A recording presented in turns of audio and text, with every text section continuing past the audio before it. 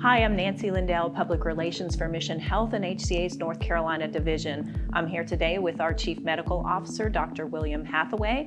As a reminder to everybody, open enrollment for insurance is starting November 1st and will go through December 15th. We have our insurance hotline to help walk you through how you can get insured, either through the healthcare exchange or whatever options there are. This is a free service just to help you navigate getting insured. As we continue to do these updates through this pandemic, we're often curious as to what our audience is thinking and what questions they might have, right, Dr. Hathaway? It's a pleasure for us to be here. We enjoy helping to keep the community informed, but we want to make sure that the community's questions and specific questions are answered so that we can target the information to make sure we know what's most important to you as we provide this information. So we have been hearing in the news a lot about cases rising across the country and in North Carolina. And while we're kind of holding steady here, what can you tell us about that? Well, it's been interesting and not completely unexpected. We have seen a recent rise in cases really across the globe. Just yesterday in Europe, in response to dramatically and really substantially increasing numbers of cases, both France and Germany put in national measures in place to control public mobility and thereby decrease the spread of the virus, as they're seeing marked numbers of cases and hospitalizations. Here in the United States, we've seen numbers of cases increasing in different states, and even locally, we're starting to see an increase across the state. Over the last week to 2 weeks, we've seen a rise in the number of hospitalizations. It was preceded by a rise in the number of cases, and it gives us a lot of concern.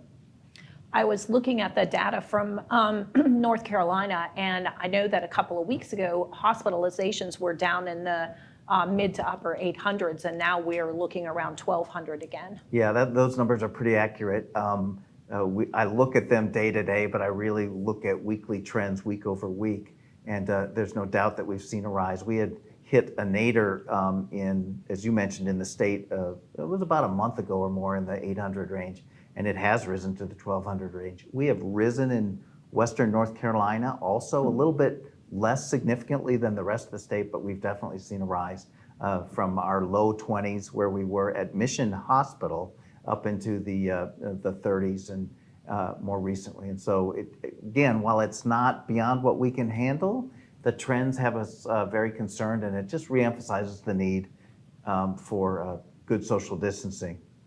Exactly. And when we reached our high as a health system, and that accounts for our 6 hospitals, not just Mission Hospital, I think it was about 50 people that we had across the system. And while we're not there right now, we are seeing an increase in the region. Yeah, that's true. And we're getting close. What we've seen is, while the numbers at Mission Hospital have crept up a little bit, the numbers in the intensive care unit have stayed flat in the 8 to 10 range of people who are critically ill. But we've seen, just like we would expect, as the virus spreads into more rural regions, our rural hospitals are starting to see an increase in the number of cases. And so where we had really relatively few patients before, there's patients in almost all of our hospitals right now with COVID-19. And when we're talking to the public about cases that are coming to the hospital, these are people who are sick enough to be hospitalized. So can you kind of walk us through what this illness typically does? Persons who can just stay at home and ride it out, and how it rises to being hospitalized, and then how it further rises to being in the ICU. Yeah, so we have definitely learned very much. I was trying to figure out how many days into the pandemic we are right now.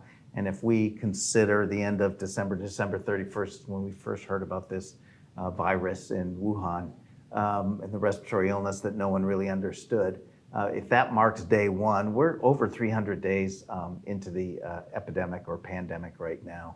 And over those 300 days, we've learned a lot. We've learned that the virus remains transmitted predominantly through respiratory droplets. We have learned that it can be transmitted by contact with surfaces that have the droplets on, although we think that's a little bit lesser concern than close contact with people and getting respiratory droplets transmitted that way. We've learned that the presentation, which we thought initially was almost exclusively fever, cough, and shortness of breath, now can present with a variety of additional symptoms, including muscle ache, sore throat, GI symptoms. So a host of different symptoms, making it nonspecific. And we've also learned that there's a great number of people who can actually be infected and transmit the virus when either they're pre-symptomatic, so they're going to develop symptoms, but they haven't developed them yet, or they actually have a very low number of symptoms, essentially are asymptomatic with the virus and can transmit it. And so, I think the bottom line of all those learnings is that we need to be cautious and we need to practice social distancing.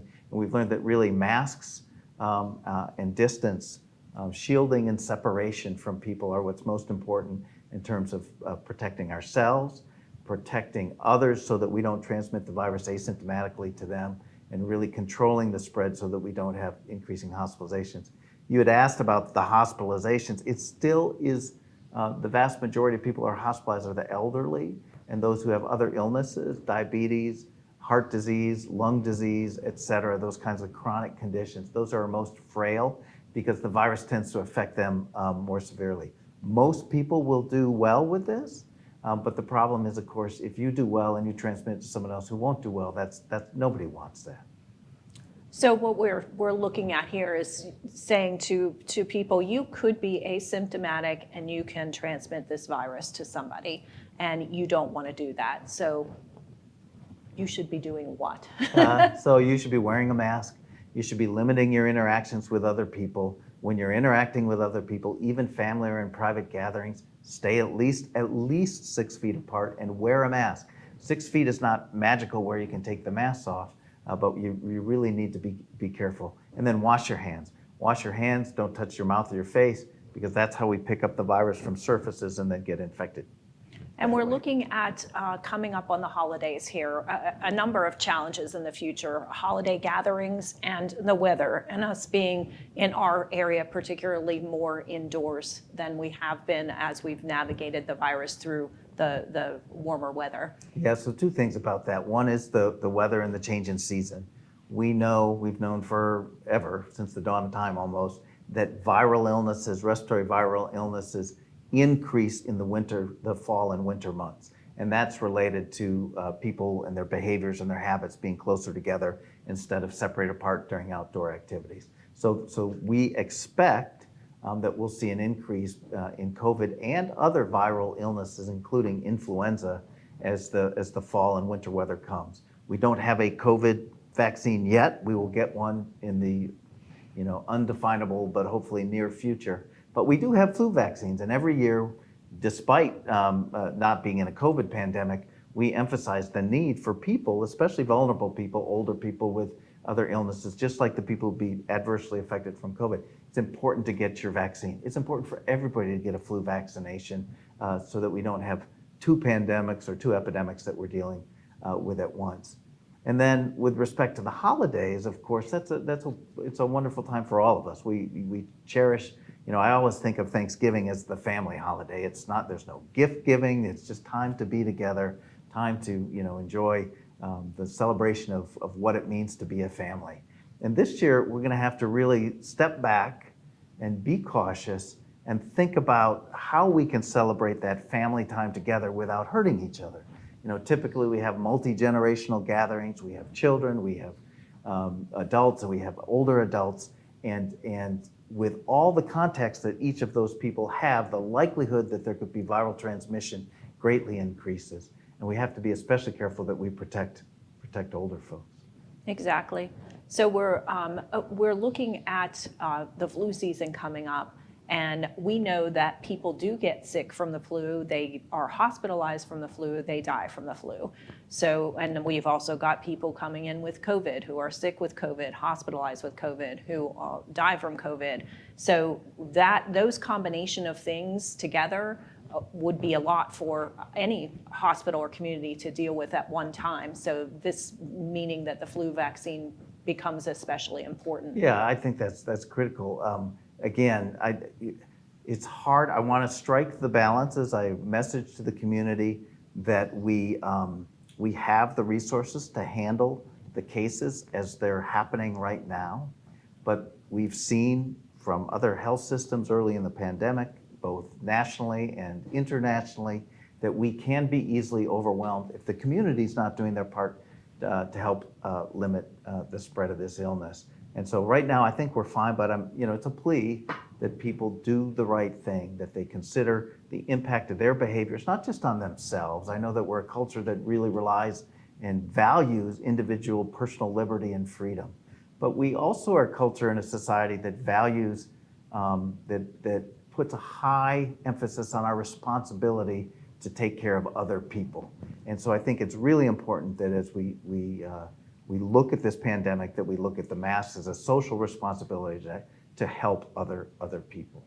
And I think too, as we navigate this and have been for these past months, we can't forget to take care of ourselves. There are people who have put off screenings, put off coming into the hospital with a stroke or heart attack or symptoms that are severe. What can you tell those people? Yeah, it's this exact same message we've been emphasizing all along, that we have protocols and policies and procedures in place at our healthcare facilities, both inpatient and outpatient settings, that are designed to minimize, if not frankly eliminate, the spread when you come to get your care, and that the risk of getting the illness while seeking other healthcare is very low, and that the benefit of getting your screening, I mean, we'd be remiss if we didn't note that October is Breast Cancer Month, Breast Cancer Awareness Month. And as an example, it's critically important to get your screening mammograms so that we detect early cancers if they're there. And so we want people to get those screenings, and we want people who are symptomatic to come in and not avoid care for what might be a heart attack or a stroke or other serious illness just because they're fearful of COVID. Exactly. Unfortunately, 1 in 8 people will get breast cancer, and COVID hasn't stopped that from happening. No, it certainly hasn't. And catching things early is the way to save lives. Yeah. One other thing I'd like to throw in, referencing Thanksgiving again, let me just give you an example of how my family plans to approach this holiday. We've had lots of discussions. My mother-in-law is in a congregate living facility. She is in an assisted living facility here in Asheville. We have children who are in New York City, in Atlanta, and Columbia, South Carolina. We have siblings of my wife and her family who are in the Raleigh area and Henderson. And we've had lots and lots of discussions about, typically we gather all together in the typical large family gathering for that 4 or 5 day holiday. And this year we're asking people to limit their movements for the 2 weeks prior to coming, if they're going to come. Go into essentially the lockdowns that we had before so that you don't bring the virus into the family gatherings. And then we're asking that we minimize, try to spend as much time outdoors as we can. We're going to wear masks when we're together, and we're going to keep spread out in distance instead of all of us gathered around that family table. And it's a compromise. We're going to try to get together, but we're going to be very careful. And those who can't do that will have to use virtual ways to connect with them. Well, we appreciate you sharing that personal experience and how you're planning to handle that. I'm sure that'll be helpful for others to navigate what their plans are being.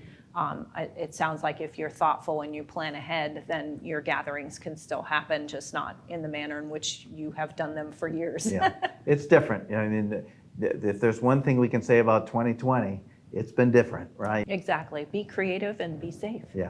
So we've been talking on some of these videos about our new insurance hotline that we're offering. And now we've got 4 new insurance companies that are in network with Mission Health Facilities. Yes, specifically what you're referring to is 4 insurance companies that have joined the healthcare exchange.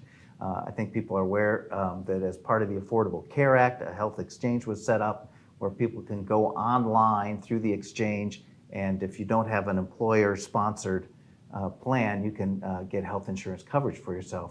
And depending upon your income level and a variety of other things, there's assistance in getting that kind of insurance.